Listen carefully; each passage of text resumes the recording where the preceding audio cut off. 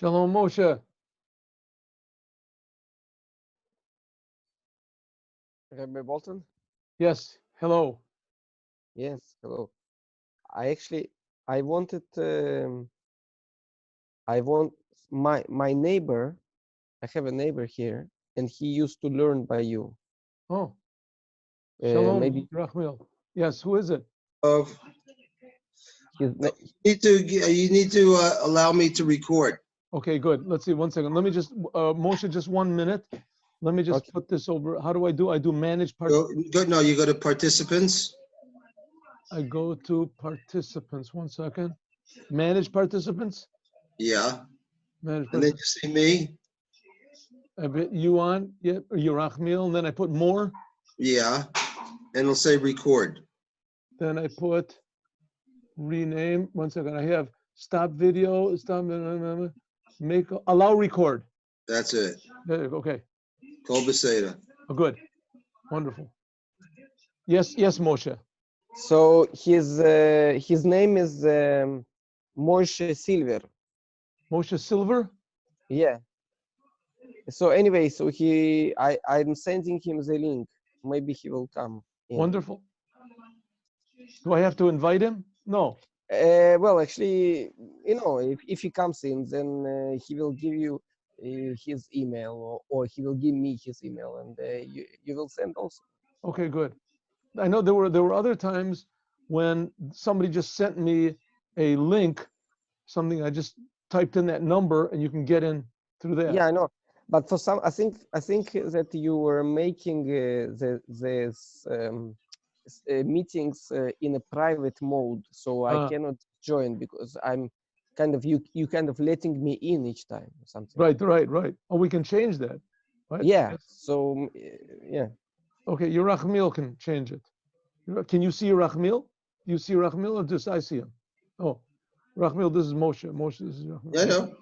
Let me call up. I'm going to call up Mr. Smith and see if Mr. Smith is aware of what's going on. Here we go, and then we're going to start the class. Okay, we're learning a class. Did you get the pictures I sent you of the class? Did you get it, you Rachmil? I sent it. Yeah, but I can't print them. Can't print them. I don't have enough ink. Oh, I see. Oh, are you coming in? We're good. Shalom. I'm waiting. I see. But you can look at it on your cellular phone, right? Make it bigger. Yeah, I can't. I won't be able to see it. It's too small. It's too small. Can you enlarge it? All right. I'll just listen. I'm here. All right. Good. Okay, here we go. Acharon shel Pesach Tavshin Mem Vav. This is a mimer which is based on a prophecy of Yechezkel. And if you look at the prophecy of Yechezkel that was in Chol HaMoed, Shabbos Chol HaMoed, Pesach. So it tells about this weird story over there about the bones that come together, the dry bones. And that they were. It says that they were the people from Ephraim, that they left Egypt. They tried to go early into Eretz Israel. They tried to go early. After that, there was already the decree of wandering around. They said, no, we're going to go in to Eretz Israel, and they all got killed. All the people of Ephraim, they got killed, and their bones just laid there until came along. Oh, here we go. Here's the Herschel. Until came along Yechezkel, which Yechezkel was like in the first temple. And so they laid there for, at least a good 600 years, 700 years, these bones. And then God said to Yechezkel, prophesize on these bones, and the bones came. You read the Haftorah of Shabbos Pesach. So he said, talk to these bones, and the bones all came together, and there came meat on the bones, and there came spirit on the bones. And God said, this is like the Jewish people, no matter how dead they seem to be, and no matter, don't worry, I can make them come alive. That's the end of that prophecy. But if you read the next paragraph there in Yechezkel, so it comes to this prophecy that he's talking over here. And he says the Mashiach is going to come. And the Mashiach is going to be, he's going to rule over all the Jewish people. And it's not going to be like it was in the time of the first temple, what happened in the time of the first temple? If you know a little bit of Jewish history, maybe it's better you shouldn't know, but it's a very sad story. That as soon as King Solomon died, as his son took over Rehoboam, and immediately there was a big split, and he wasn't a good king, and the people didn't like him. And a prophet came to a great man called Yerovam ben Nevat, and told him to make to split the kingdom. The top of the kingdom would be 10 tribes, and that would be called Yisrael. And the bottom of the kingdom would be 2 tribes, which was Yosef and Benjamin, and that would be called Yehuda. That would be Yehuda. And the top was called Yisrael, and sometimes it's called Yosef, and sometimes it's called Ephraim, because this Yerovam ben Nevat, he came from the tribe of Ephraim, which Ephraim was one of the sons of Yosef. So we have a split. And the reason I'm telling you this history, because you have to know a little bit in order to understand this mimer. So if so, there was the split in the Jewish people. There was 10 tribes that went up to the north. They were in the northern part, whatever it is, of Israel. And then there were other 2 tribes. That's where the Beis Hamikdash was, in the other 2 tribes. In the part of Yehuda and Benjamin, that's where the Holy Temple was. And all the other 10 tribes, which that was called Yosef, or was called Ephraim, or was called Yisrael, the same thing. It was in the northern part of Israel. And what happened, the very sad story, was Yerovam ben Nevat, who he was the greatest of all of the Talmud scholars in that generation. There was nobody even near him. And he decided to split the kingdom, and to not allow people, to discourage people, and also not allow them to go to the temple. So there was about 300 and something years, 300 years, that the Jewish people did not go down to the temple. Jewish people, the temple was there, and 10 of the tribes did not go down to the Holy Temple. There it was, all the Jews were in Israel, it was the Medinat Halacha, everything was there.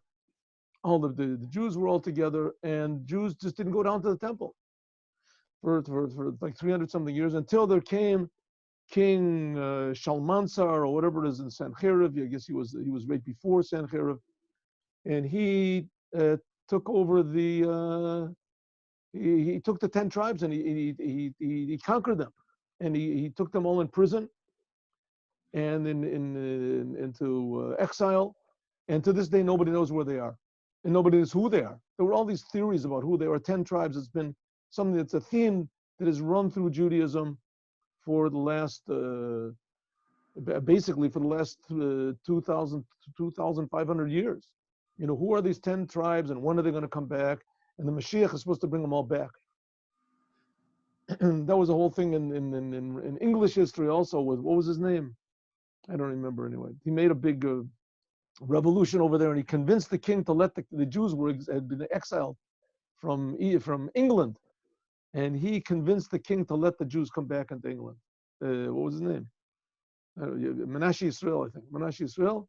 He convinced the king, who at that time was, you have to be very famous. I just skipped my mind. My mind is in Hasidus. I can't think of who this guy's name was. Anyway, the king and the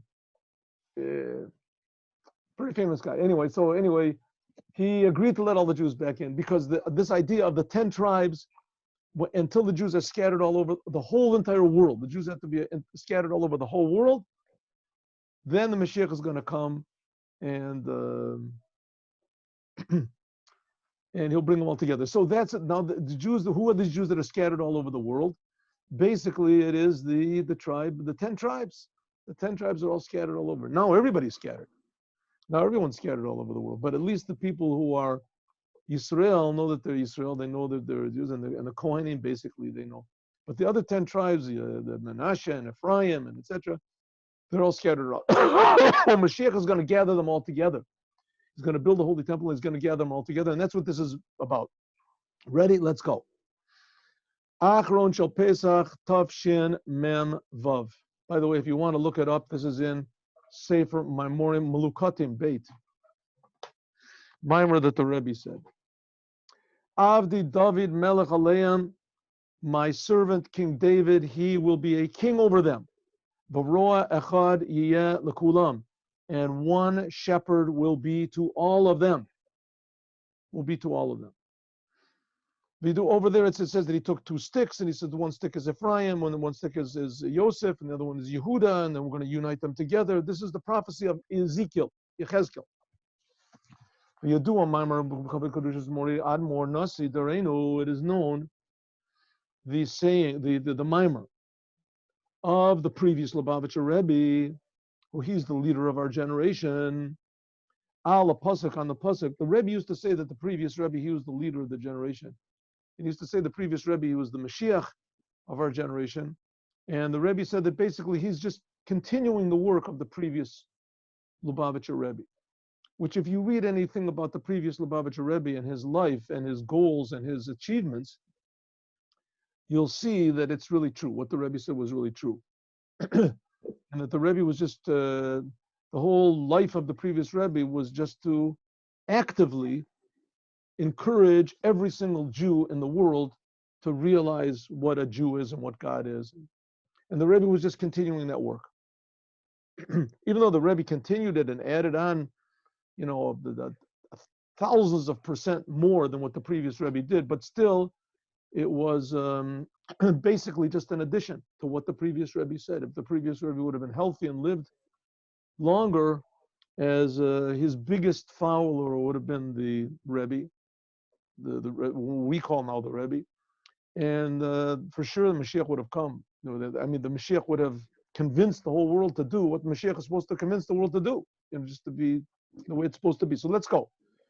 It says the prophecy of Yechezkel, 2,500 years ago. My servant King David will be a king over them, and there will be one shepherd for all of them, all of the Jewish people. Israel won't be divided like it was in the days of Yechezkel. Yadu, and it's known.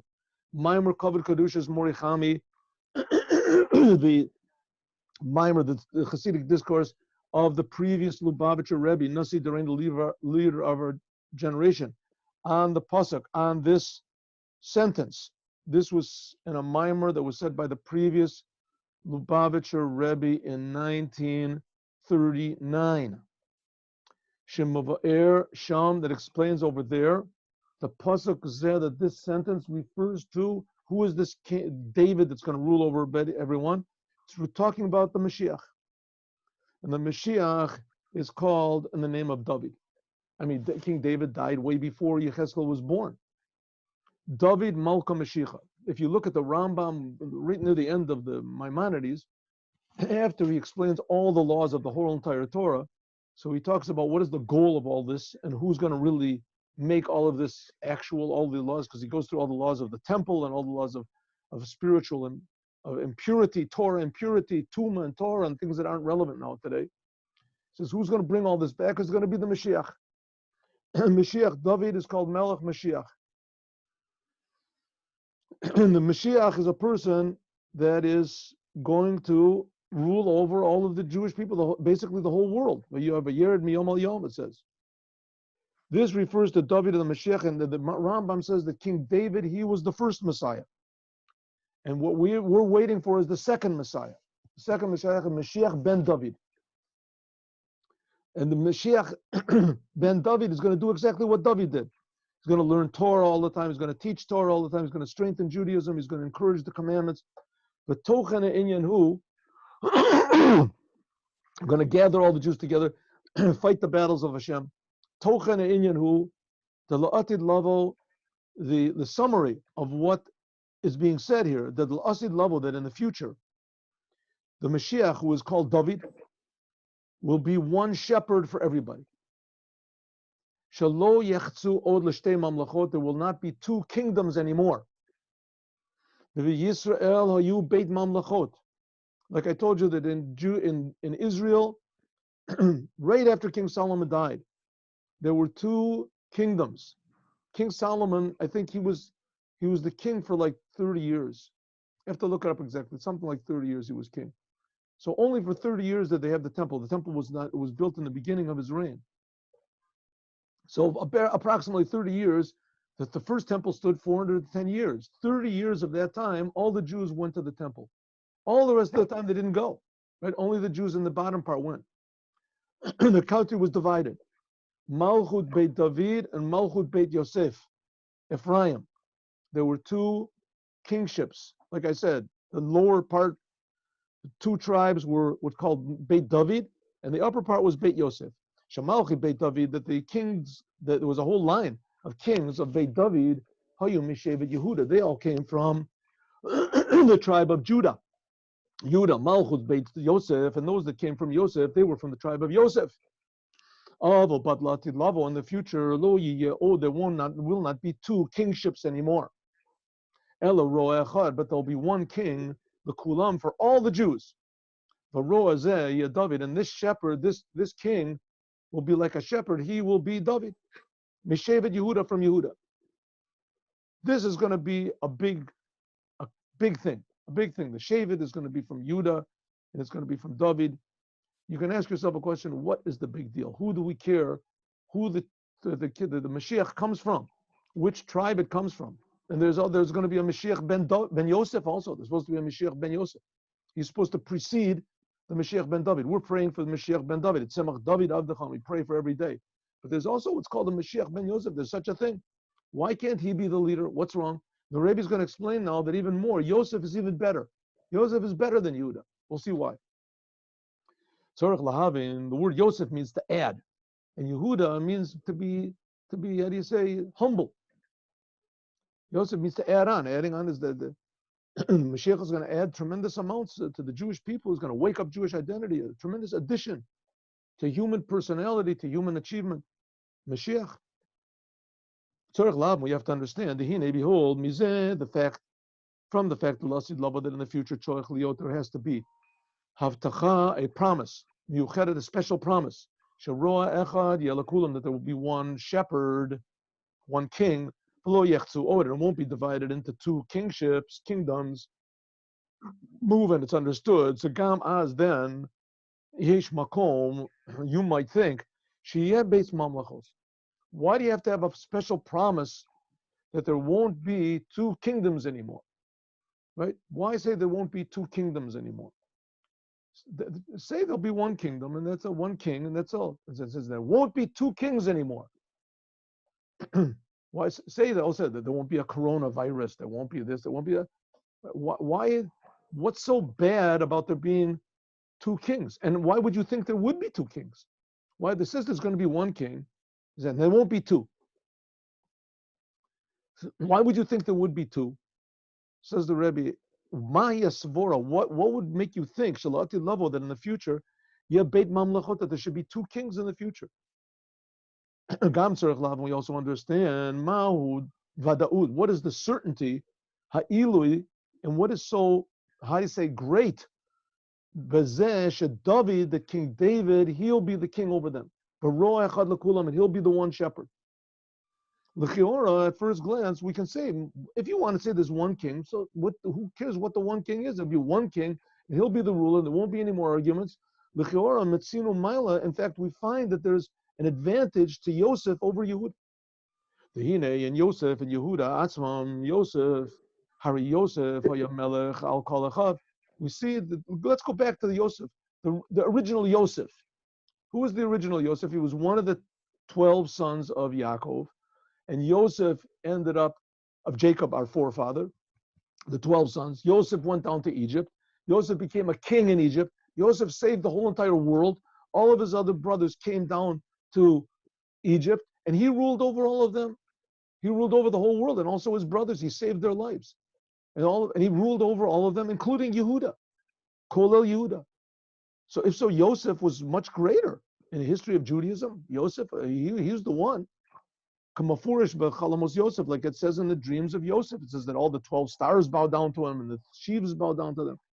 Bagam also, Hari, Yesh Maila b'Malchus, Yosef, Shahayasal Asara Shvatim, there was an advantage on the kingdom of Yosef. Yosef was a better king in some ways because Yosef ruled over 10 tribes. Masha Enke, Yehuda, he only ruled on 2 tribes. Gam also Tzorech Lahavin, we also have to understand Tochen in Yanim Elu, what is the whole content of these things in the service of man, what does this help us to serve God? A very basic, what do you call it, a goal of Chassidut is to show that everything that's in the Torah is inside of us. Everything that's written inside of the Torah is alive inside of us. And everything that's written in the Torah is a lesson for us how we should make our decisions in life. What responsibility we have in life, how we can find meaning in life is through the different aspects of life that are found inside of us that are explained in the Torah. So if so, inside of the Torah, if it says that there is Yehuda and there is Yosef, and then in some ways Yosef was superior to Yehuda, it must be somewhere inside of us. And also the idea that the Mashiach, which that's the whole goal of existence of mankind, like you have a true leader that'll tell the whole world what to do, and that they'll tell the whole world the right thing to do. The right thing to do, that's the whole goal. That's also inside of us. Inside of each one of us is also the Mashiach. So if so, that's the thing that the person, the Mashiach, is going to wake up inside of us. So what is this idea of Mashiach has to come from Yehuda? What is the Yehuda inside of us? And what is the Yosef inside of us? Ubafrad, and especially Al Pi Yadu, according to said the Call of Giluim, that all of the revelations that are going to be in the future, which we hope the future means right now, we're just busy learning Torah, we haven't heard about it. Taluyim b'maseinu b'avodaseinu. It all depends on our deeds and our work the whole time of exile. Omer is all like the rabbis say, hayom lasos, some today to do them, and tomorrow we see the reward. So the Jewish people, there's this thing that they say that a person, the last second that he dies, so all of his life is like one instant.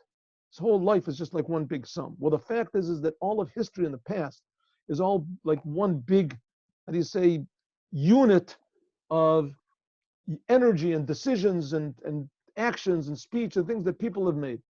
And the good things, they last, and the bad things, they don't last, because bad is not connected to the truth.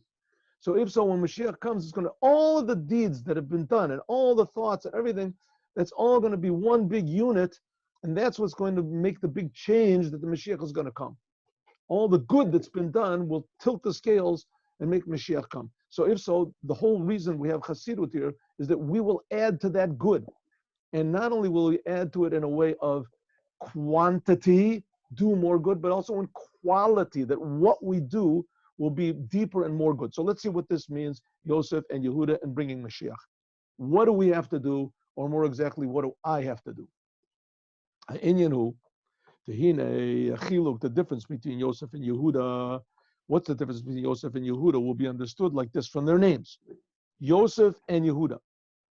Yosef and Yehuda themselves, the names indicate who they are. Yehuda comes from language of expression of hoda'ah.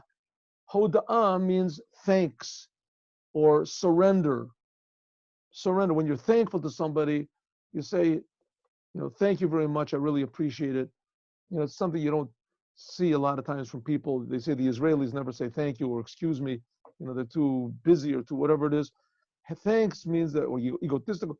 Thank you means I appreciate it. I really appreciate what you're doing, that I needed you. I needed you. I'm depending to you. Therefore, I surrender in a certain small way. I surrender myself to you. I needed you. I appreciate what you do.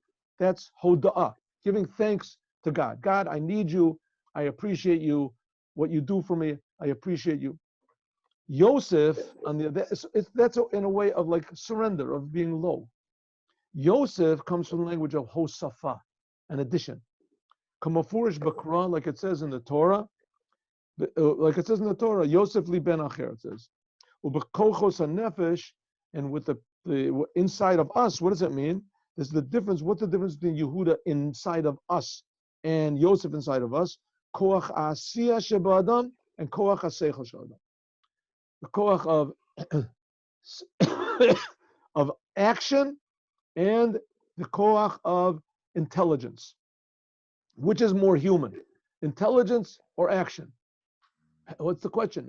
An animal can do? What do you mean? You hook an ox up to a cart and he does things, right? You teach a dog, he does all sorts of tricks, right? Once in a while you get a dog, acts like a human, he's intelligent, he knows how to count. Oh, this is a big novelty, a big amazing thing.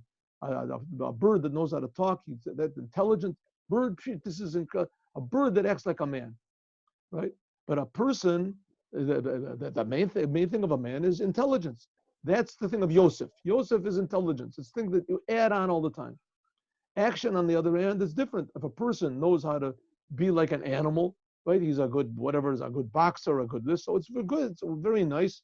But on the other hand, that's not really the essence of a man.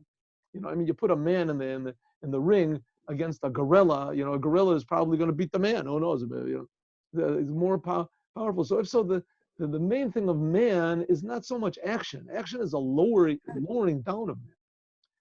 So how can Yehuda, who's the thing of action, be higher than Yosef, who's the idea of intelligence?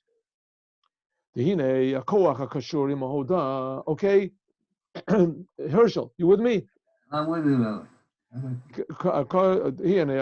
happened to Yerachmiel? Yerachmiel somehow or other. I'm here.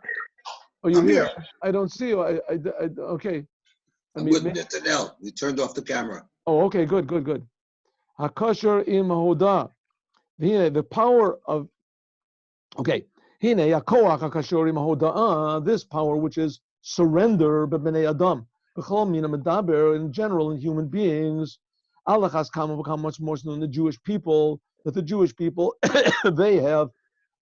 Which a Jewish people are called a portion of God from above. The Jews are called the sons of God. Bani matem lashem elokechem. If so, every Jew has inside of him what we call a portion of God from above. The second Tanya explains what that is. This is koach hamaisa.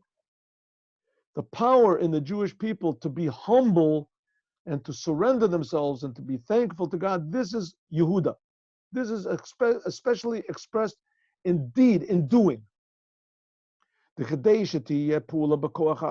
in order for a person to actually do something, a person has to bring himself down and force himself. It's so easy to sit and philosophize and have these wonderful ideas, but as long as you do that, you're the boss. As soon as you start to get into the world of action, then you interact with the world, right? It means you have to lower yourself down. You have to lower yourself down. Force yourself, so to speak, not to be so human. Shahari, inyan hoda, but pashtus, this whole idea of surrender that brings a person to lower himself to action, who shemodel davar mesuyam, that he surrenders himself or he admits to something, av she'eno muven b'seichlo, even though he doesn't understand it. O yoter, or even more, shehu hepech sichlo, that is the opposite of his mind. Let me explain. There's a word, the word ma'aseh means to do in Judaism. It means to do, lasot. But the word aseh also means to force. Ma'asim alaget. It says, if they force a person sometimes to do things, according to Judaism, a man, God forbid, he mistreats his wife, and he's terrible, and he refuses to divorce her. A woman that's not divorced, she can't get married. So they force him to divorce his wife. They force him. The Rambam is a very interesting Rambam over there that says, but how can it be a divorce which is forced is not good? It has to be done by the person's free will. And he says over there, but every Jew wants to do what God wants. In this case, this is what God wants. He has to divorce her. So there's masim, they force him. It also says masim ala tzedakah. They force people to give charity. People that are stingy or whatever, they force them sometimes to give charity to the poor, forcing them. So ma'aseh means to force. Sometimes a person has to force himself also to do.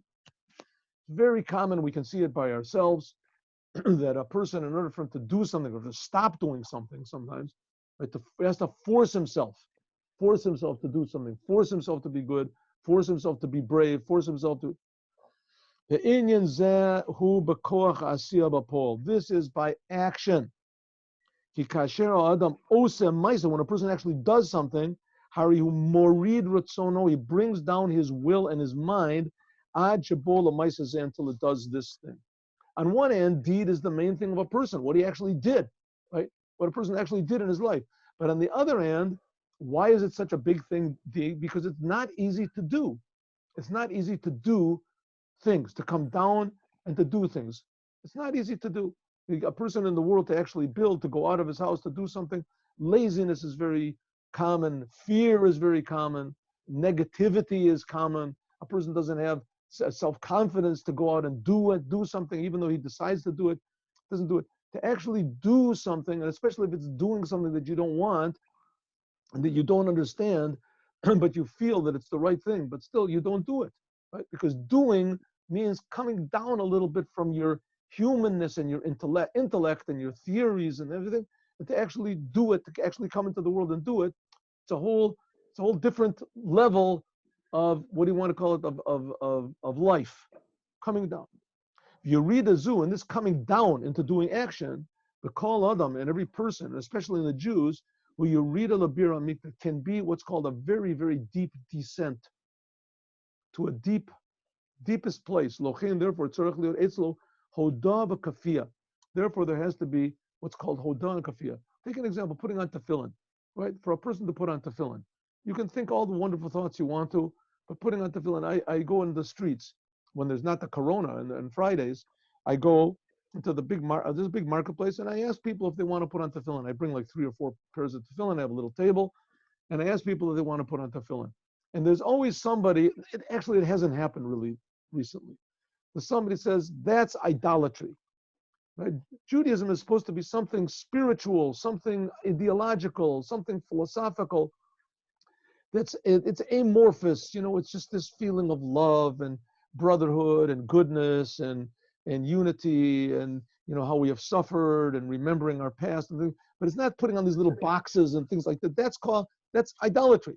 In other words, to come down into action, to do it, that's like that's not really real Judaism. That's not really humanity. That's not being, how do you say, open and being the cultured. To come down and to do physical things in the world, right? That's the thing in Judaism. That only in Judaism, we said this a lot of times before, only in Judaism there's what's called the commandments. The commandments bring you down. The commandments put you down into the world, make you do physical things. And at first, a person can think, what type of a religion is this? What they put on these little boxes, they put on these strings. That's God. God is infinite. What type of who would believe such a thing? Who does a thing like this, right? Who wants all these rituals and all these little actions that you do and all these compulsive things that they put on these boxes and they have to dress in such a way. I'm a free person. I don't want. So it's a very good point. Very good point. To come down and to do action is a tremendous descent for the human being. For the human being, like it says, you read it here. I have a better one, a bigger one. For instance, al derech you read it in neshama lamata, the soul. The soul. We believe that the soul comes down before the soul was here. It was in the highest, purest spiritual realizations and awareness of the truth. The soul was what's called the Igra Rama. It was on a high, tremendously high, spiritual mountain. The Bira Amikta, and God put it down into this tremendously, tremendously deep well, this tremendously deep pit, which is called the human body. Sheyarida Zuhi B'derech Kafia. This is, the soul has to be forced to come down. Like it says, Al Korcha Atachai. Like it says in Pirkei Avos, against your will you are born.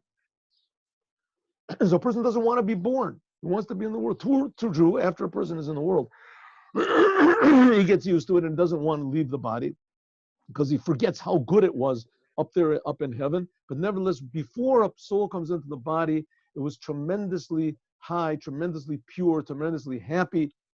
The soul was tremendously alive, and it's put down into this body, and all of a sudden it feels tired, and he's hungry, and he's aggravated, and he gets angry, and he gets depressed. There's all these feelings that come from the body and from the surrounding. He didn't have these things before he was put into the body. So coming into the world is a tremendous descent. But that's represented by Yehuda. Yehuda means coming down, being low, being humble. And he's going to be the king, Mashiach. Let's look at Yosef. Anyan Hosafa, this idea of Yosef, which means to add, is exactly the opposite. Ki Hosafa, this thing of adding on, more shows She'inyan lo rak mitkabel, when a person adds something on.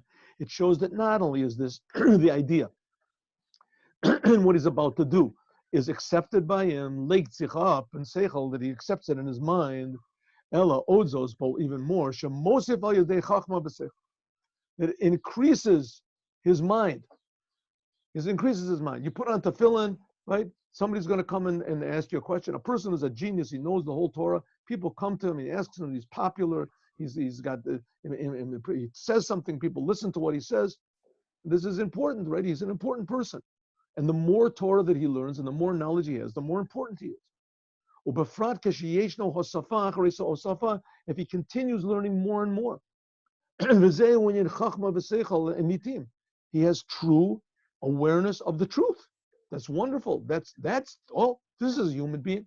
The human being is a person that he increases his knowledge. He becomes more and more civilized and more cultured and more intellectual. This is good. This is This is what we call the power of understanding. Which is called the wideness of the river. This is the type of person that can be a leader. Oh, this is a leader. We want leaders, don't we? We want leaders, a person that knows what he's doing. He can lead other people that are in the darkness. This is what we want, leaders, right? The thing of King David is being a servant. Who wants us to be a servant? Yosef is the thing of being a leader. The Mosif, the Holech of Mosif, he adds on constantly. Molid, Od, and Yanim. He gives birth to more. He writes more books. This is wonderful, and it is wonderful. This is the whole real purpose of Pilpul, a Shakla of Ataria. This is the whole purpose of arguments and learning in Torah. That's why the Talmud Bavli, especially, the law is usually like the Talmud Bavli. The Talmud Yerushalmi is much more straightforward, much more straight. But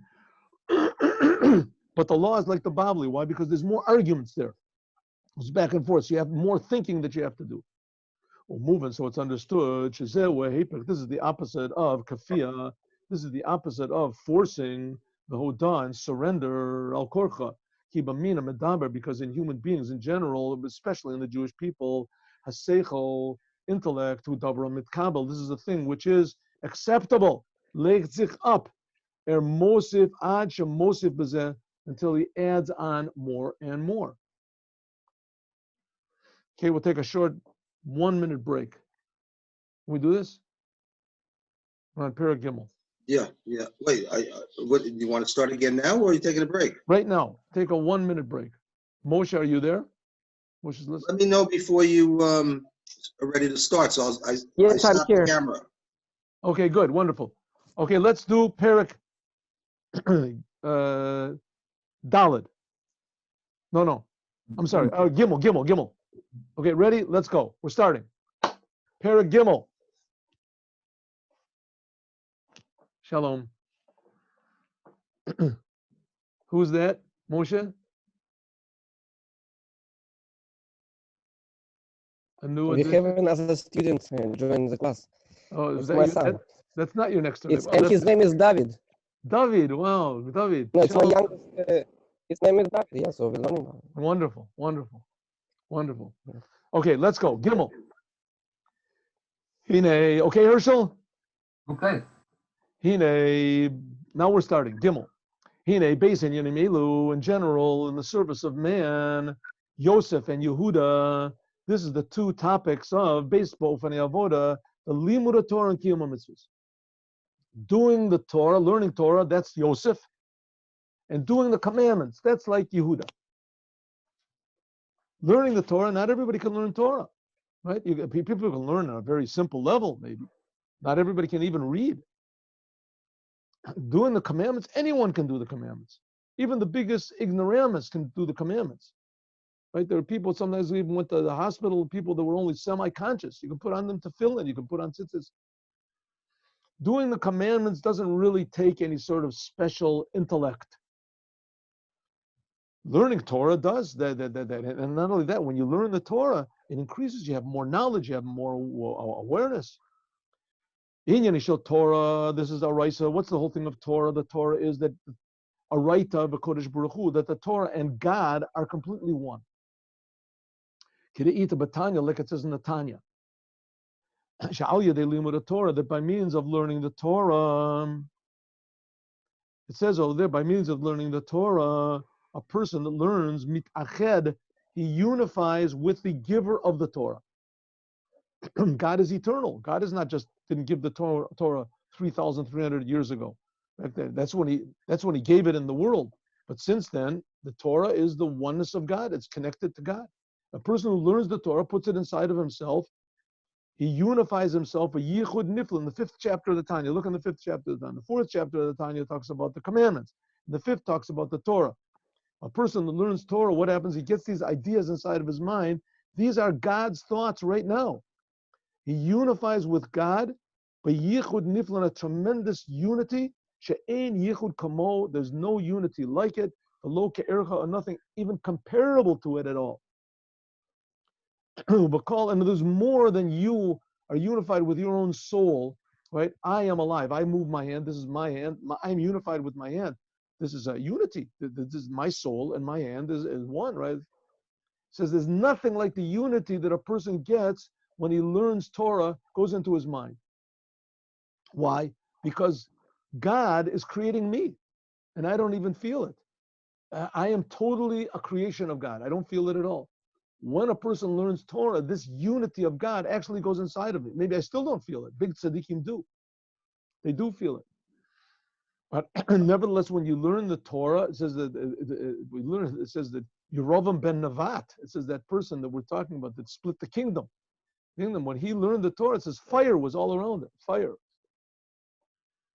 A person that learns the Torah, as the Torah unifies with him, it unifies the person with God in a way that's even more unified with his own self. That says in the Tanya starts off,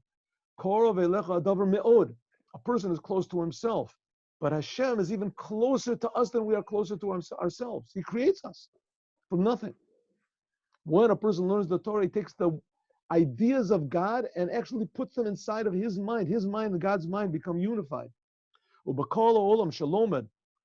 the Torah, whatever level you are of learning Torah, it says that there's also the yeshiva, Mesivta de Rekia. There's these levels of learning Torah, it says up in heaven. There's stories about arguments that there are between the Mesivta de Rekia and in the world. Rabbi Natan, Hine al yedei limud, by means of learning, Megia el Torah, a person can reach the level of the Torah as it is, whichever world you are in, this is the level of truth, of godliness that's revealed in that world. Gishmak bedavar. This is the pleasure, because godliness and life is pleasure. That's what learning Torah is. Learning Torah is a pleasurable thing. There were people that used to be, they would learn Torah, and they weren't even religious. There were people that learned Torah, they just enjoyed learning the Torah so much. It was such a genius putting this idea with this idea, and it was so rich, the ideas of the Torah, that they would do the Torah. But the pleasure, Torah is a tremendous pleasure. Mitzvahs, but doing the commandments, it's just with simple action. Sharikiyam mitzvahs, doing the commandments, this is with physical things that are below you. Learning Torah, you're connecting yourself to ideas that are above you. Doing the Torah, you're connecting yourself to things that are below you. You get a coin to charity, you put a mezuzah on your house. These are things that are below a person. These are things that are outside of the person. You're not really unifying with them. Like with the Torah goes inside of you. See, it's nit air. You're dealing with things that it's not me, not the person. Commandments, you have to go out of yourself. There has to be what's called forcing yourself, a and surrendering yourself, that you come down from your level. A person who's a great Talmid Chacham, he's sitting and learning Torah. He's teaching thousands of pupils, writes books. This person is going to put on the same pair of tefillin as some person who's a half-wit. He's going to put on tefillin. Putting on tefillin is no sign of his greatness. Exactly the opposite. It's a sign he's come down. He's doing the simple deeds like everybody else. It's like mowing the lawn or something like that. The great people, the rich people, they don't mow their lawn. Have somebody else do it. The same thing, putting on tefillin. I have to put on the tefillin. I'm sitting and learning Torah. I know the greatest secrets of God. I have to put on these black boxes, right? Me'igra Rama, the Bira Amikta. It's coming down from a high place of learning Torah and being connected to a low place. That's represented by King David. King David is action. Yehuda. Yehuda is from the language of Hodaya, surrender. Hainu mikoach haseichel. In order to do the commandments, you have to come down from the power of seichel and mochi and shabo into the koach of asiyah, until the deed shabo adam atzmo. There's nothing below this. You could put tefillin on a monkey. You could put tefillin. Such a big thing. You could train a monkey to put on tefillin, right? You couldn't train him to learn Torah, learning Torah and giving ideas and say, you know, this is a Masechta this, and this Tosfos says like this and the Shulchan Aruch, what the law is. That's a purely human thing, and it's a really superhuman thing. Who can move on, but like it's brought in a lot of drusha. But to do the actions, which is represented by King David, anybody can do that. Shekoach ha'asiyah, that even more, the power of doing, yeshnu bebehema. Even animals can do. Like I said, you could teach a monkey to put on tefillin. Maybe you could even teach a dog. I don't know. There's clever dogs. Ubakoach zeh mishtaveh suga medaber im suga chai. In this, in action, humans are the same as animals. The Yerida Zui al de Kafia Bahoda. This is what's called forcing yourself and surrendering yourself to God. Right? You really believe that God wants you to put on these boxes on your arm, that God wants you to learn Torah, Kabbalah. There's the Kabbalah, learning Kabbalah, getting up in the upper worlds and thinking about improving your personality and revealing your true self. Oh, this is a human being. This is what a human being is. Right? He reveals his humanity, he reveals his intellect, his feelings, his emotions, his talents. Oh, this is the Torah teaches you to do things. To do action. What type of a thing is to do action? Right? Just to do deed. With the commandments of learning the Torah. Hine al pi Torah. This is according to the Torah. You have to have chayus and tainug. You have to have life and how do you say pleasure, geschmack, in learning the Torah. And in doing the commandments, the main thing of the commandments is Kabbalah all, to do them. Davka, just to do. You do what God says. It's true there's a thing called Simcha Shel Mitzvah, but the Simcha Shel Mitzvah you mainly get by learning the Torah.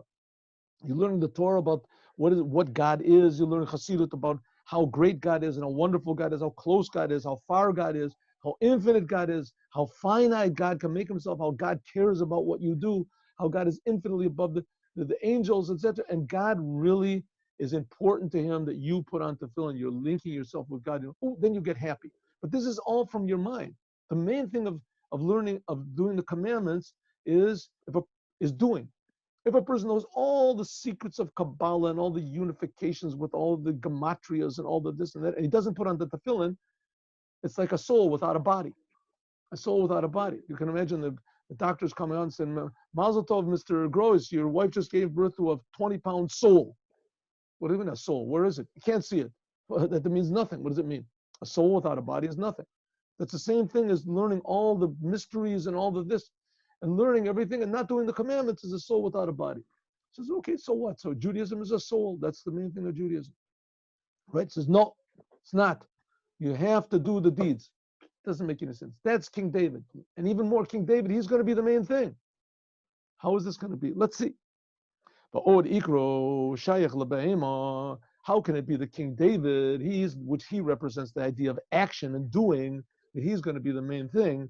This is, you're trying to de-emphasize the importance of intellect?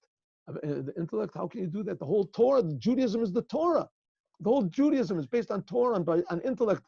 The wise men, they're called the Einei Aida, that's called the eyes of the people. Without wisdom, it's like you're blind. How could it be? Deed, anybody can be a deed, even an animal. This is the two things of Yosef, which is the idea of Torah, and Yehuda, which is the commandments. And it says, and in the future, Yehuda is going to be the ruler. He's going to be the only ruler. Why? We'll find out, God willing, tomorrow. Thank you for coming, everyone. Tov. Todah. Todah lechem. That worked out pretty good. So tell your next door neighbor if he wants to come.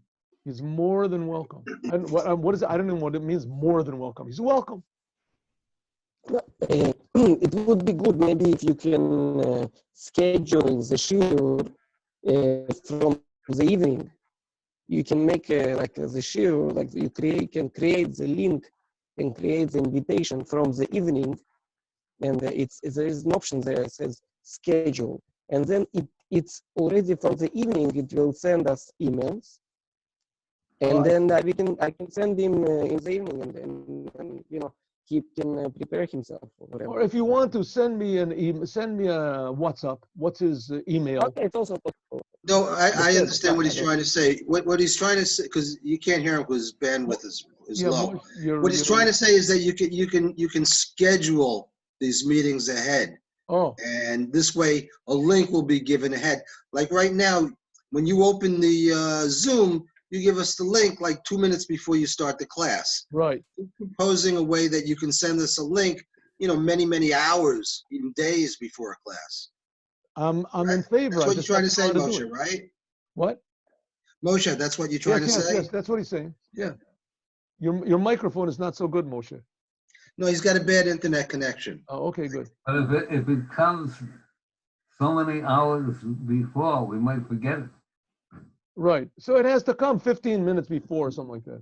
Well, no, you just they can then sign on ahead of time. It's like right. And meanwhile, we'll do it like this. I'll invite everybody like 10 minutes. Also, I'll wake up earlier, send me the email, and I'll do it that way. Or there's another way you can do it. We can do it also like I've been in other Zoom meetings where you just anybody can come in. If they have the link. If they have the link, you just have to send them the number, the link, or something like that. Yeah, that's how I get in. Yeah. Oh, you do? Okay, so you can, Moshe, you can just send your next door neighbor this link, and he can just get in. Yeah, it should work. Okay? Ask him if he wants to tomorrow. I think I vaguely remember him, Moshe Silver. I think I remember who he is. Okay. Rabbi, can you also send me a title for this class so I'll put it on the tape? Okay, I'll send it to you right now. Yeah, send it to me WhatsApp. I will. So, okay, my friends. God bless you. Have a good day. See you tomorrow, 8:30 in the morning. Thank you. Bye. Tomorrow night we stay up awake all night tomorrow night, right? Tomorrow night. Wow. Tomorrow night. Is it? No. What? Yeah, tomorrow night is Shvi Shel Pesach, isn't it? Yes, right. Right, tomorrow night is Shvi Shel. What day is today? Today is Monday. Yeah. And Tuesday night. Wednesday's the last day of Pesach? Wednesday's the last day, yeah. Yeah. And outside of Israel, it's they have 2 days. The Wednesday and Thursday. Yep, that's it. So tomorrow night we stay up all night. Yeah. We can't do it by Zoom, but we'll. Okay, see you tomorrow, 8:30 in the morning. Okay, bye-bye. Shalom. Shalom. And you'll try to send this out? Okay, good.